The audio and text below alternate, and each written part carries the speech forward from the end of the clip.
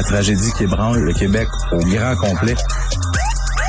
L'appel au 911 pendant que le feu est pris. Côté violence conjugale, je pense qu'il faut serrer la vis. Les faits divers avec Maxime Delan. Maxime, bonjour. Salut Benoît. Je te rappelle que c'est vendredi. C'est vendredi, on vient d'écouter l'hymne national. Je l'aime beaucoup, Brigitte Boisjoli. Très rafraîchissante comme femme. Comme interprétation, là. C'était bon, j'étais dans le corridor, je sais, j'ai enlevé ma casquette, toute la main sur le cœur. C'est vrai, hein? Oh, oui. Moi, je peux pas parce que mes écouteurs, ça rentre pas quand je suis debout. C'est une blague. Ouais, on l'a compris. Non, okay. Attends, c'est pas drôle. Ah, il l'a fait vraiment. Ah non, ça sera. Ouais, prochaine fois, j'ai tu te oublié de me reprendras. lever pour l'hymne national canadien. Non, on est déçus. Ouais. Mais peut-être chanter Jean du pays. Tu sais, tu joues un tour à l'organisation. Au lieu de commencer, T'es sûr que tu ne seras pas rappelé, mais C'est ça. tu marques l'histoire. Ils vont se souvenir de toi en Instagram, oui. Ça, c'est sûr. Bon, une chicane pour de l'argent, c'est très laid.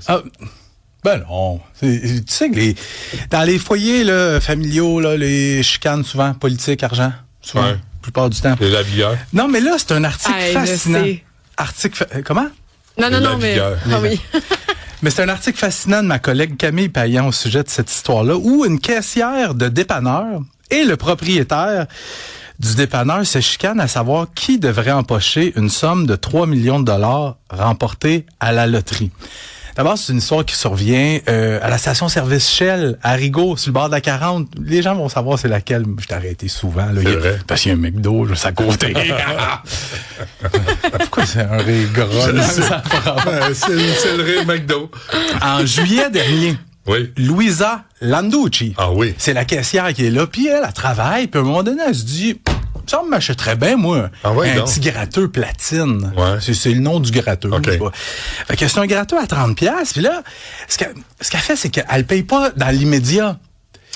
C'est ça. Ça va avoir son importance plus tard dans l'histoire. Fait qu'elle gratte le gratteux platine. À un moment donné, voyons, toi, gagner 3 millions, ça n'a pas de sens. Fait que là, elle valide le billet et elle paye ensuite. C'est là que la séquence des événements est importante parce que là, elle communique avec l'Auto-Québec. Puis l'Auto-Québec, bon, ils ont des enquêteurs. Puis comme c'est toujours le cas lorsqu'il y a un gros montant d'argent qui est gagné, on lui pose des questions. Il demande les circonstances entourant l'achat du billet. Puis 2 mois plus tard, elle apprend que l'Auto-Québec la paiera pas. Là, c'est parce ce qu'il faut savoir, c'est qu'en parallèle de son patron, que lui aussi a parlé à l'Auto-Québec, puis il dit...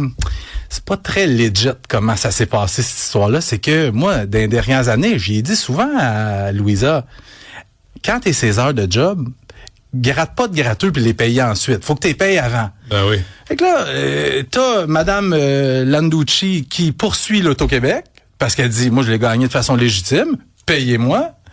T'as le propriétaire du dépanneur qui s'appelle Akram Ben Nessib Jaloui qui, lui, met en demeure l'Auto-Québec en disant, non, c'est moi le gagnant légitime parce que mon employé a payé après avoir validé. Non, mais lui, il a rien gratté. C'est ça, mais ça, c'est une chicane entre un patron puis son employé. Fait que l'Auto-Québec a dit, savez-vous quoi? Nous autres, on va donner la somme de 3 millions à la cour, puis ça sera au juge de trancher. Alors, qui va avoir raison? La caissière? Le patron? Les paris sont ouverts. Combien qu'on gagne? Hey, rien quand même. Hey, mais t'imagines, si tu penses que tu gagnes 3 millions. Mais là, le propriétaire, lui, il dit, parce que le billet était dans ma shop, ça me revient à moi. Puis dans le fond, elle a validé le billet et elle l'a payé ensuite. Mais ça, c'est pas correct, ça. Elle est censée payer avant. Oui, absolument. Puis gratter après. Absolument. Mais tu sais, c'est une grande règle dans la vie, hein. Puis pendant qu'on est là, Benoît, on peut-tu régler quelque chose, là? Ouais.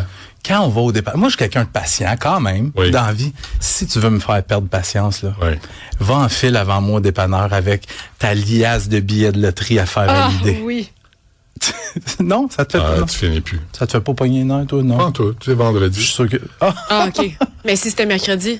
Ah, là, j'en ai répété un parce qu'ils font valider. Ils en font valider 18, parce que puis ils en achètent 15 autres après. Ah, c'est ça. Un Québec 49 avec un extra, puis un... Fait que tu choisis mes numéros?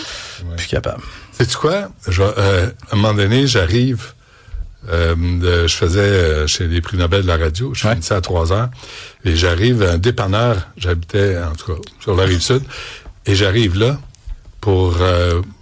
puis la caissière est en état... de panique? De panique. Il y a des cartons de cigarettes partout. Elle vient de se faire voler. Fait que moi, j'appelle la police. Là, il y a une madame qui rentre et je barre la porte. La madame vient faire valider ses billets.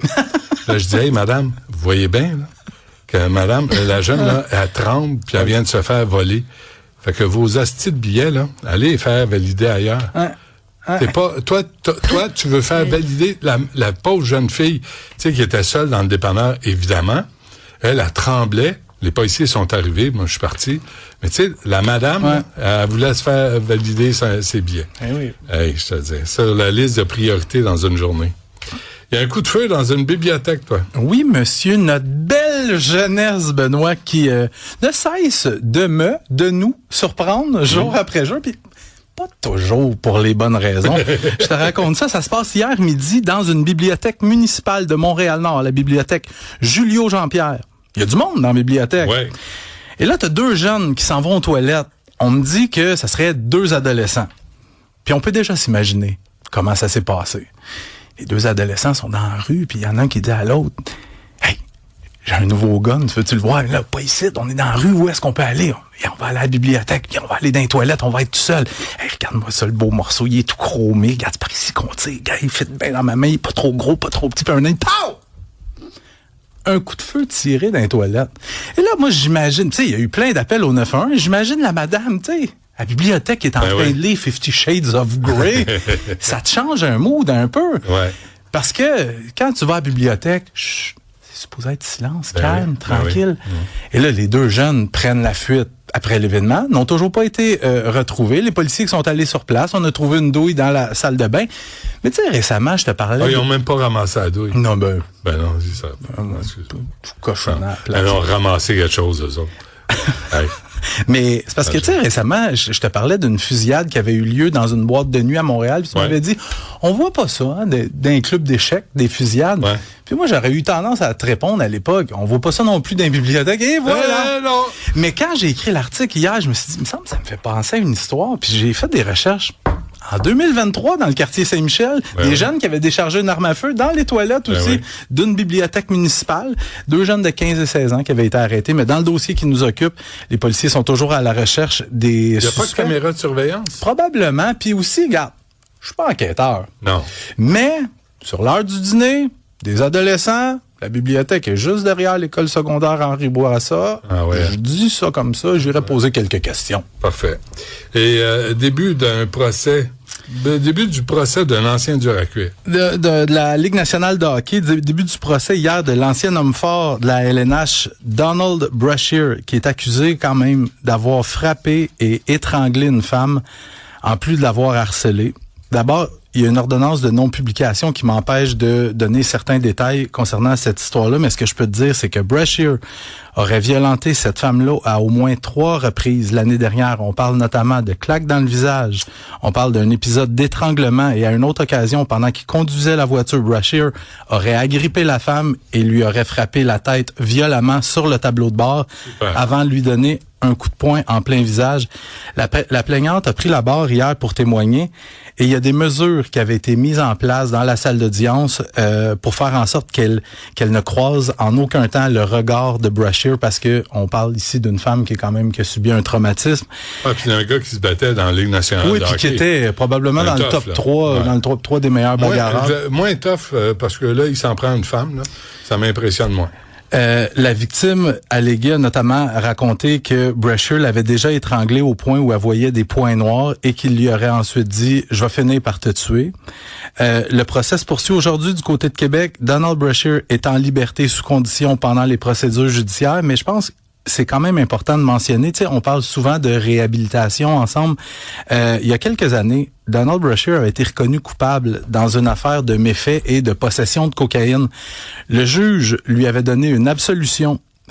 Et en salle de cour, le juge l'avait quasiment louangé pour ses beaux progrès, pour les efforts qu'il avait fait. Le juge l'avait chaudement félicité. Puis, à sa sortie de la salle de cour, Brashear s'était entretenu avec les journalistes. Il avait dit, je vais le citer, « C'était mes derniers déboires avec la justice et pour moi, c'est la dernière affaire qui va se passer. Je veux que ma vie avance dans le positif. » Je vais terminer là-dessus. On en tire les conclusions qu'il faut en tirer. Ouais. Merci. Je te souhaite un bon week-end à toi aussi. Toi aussi. À À tout le monde. lundi. Salut.